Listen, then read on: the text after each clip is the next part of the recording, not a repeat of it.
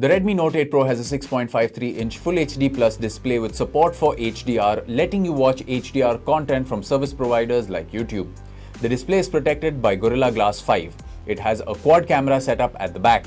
It has a 64-megapixel primary camera, an 8-megapixel ultra-wide secondary camera for wide-angle photos, a 2-megapixel macro camera, and a 2-megapixel depth sensing camera.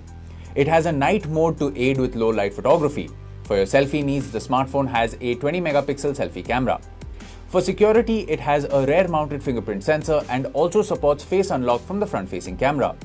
The Redmi Note 8 Pro runs on MIUI based on Android. For performance, it relies on the MediaTek G90T processor.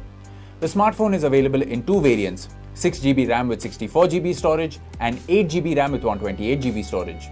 The smartphone is available in Gamma Green, Halo White and Shadow Black color options. The smartphone also comes with Alexa support built in. It also sports a game mode called Game Turbo to give mobile gamers an immersive experience.